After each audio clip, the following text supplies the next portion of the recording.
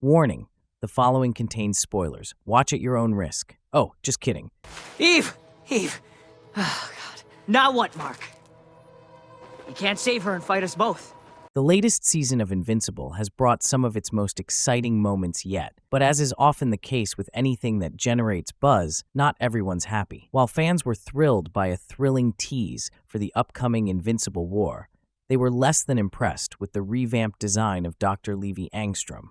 Many were disappointed by his tame look compared to his more grotesque design in the comics, but one indie animator shut that argument down quick. Animator Aryan Mitoons Rashad took to Twitter to explain how difficult it is to translate Dr. Angstrom's detailed, scarred appearance from the comics into animation, forcing some to consider the difficult reality that capturing every wrinkle and scar in painstaking detail isn't worth the time investment. This tweet addresses the ongoing concerns about the quality of Invincible's animation and opens the door for a larger question. Are these complaints justified, or is the fanbase being a little too nitpicky? The show has consistently maintained a solid release schedule, and its animation is undoubtedly cleaner than the comics. So does this minor visual shift actually detract from the otherwise incredible narrative they continue to deliver? What exactly are Invincible fans complaining about? The controversy behind Angstrom's new look. In the comics, Angstrom's grotesque, heavily scarred look is a striking part of his character,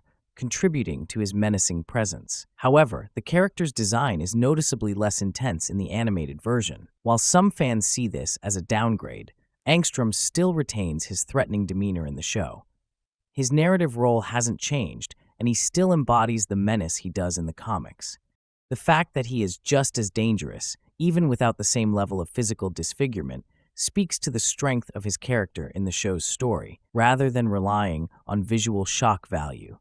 While some may miss the depth of Angstrom's comic book appearance, his role as a villain still lands with the same impact, showing that the essence of his character was never lost in the transition from page to screen. The show's creators have prioritized narrative pacing over exact visual translation. This adjustment allows the show to keep moving at a faster pace without getting bogged down by the painstaking detail that would come with rendering every scar and wrinkle to perfection. Are Invincible fans being too critical of the TV show's changes? At the heart of these complaints lies a deeper question. Are fans being too critical of the animated series' choices? The detail required to reproduce the comics faithfully would likely cause massive delays between seasons, which could ultimately hurt the show's momentum. While Angstrom's animated reappearance may feature less body horror, the story and character development define the series' strength. If the creators spend too much time agonizing over these minor design elements, they risk creating delays that could cause viewer interest to wane.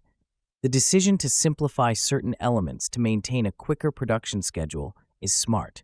With how well the narrative is unfolding, focusing on delivering a consistent story that stays true to the heart of the Invincible universe should always be the top priority. If the creators were to get bogged down by every nitpick from the fanbase, it could have jeopardized the show's pace. Even if a few visual elements are adjusted for the animated format, the series still hits just as hard. Thanks for watching.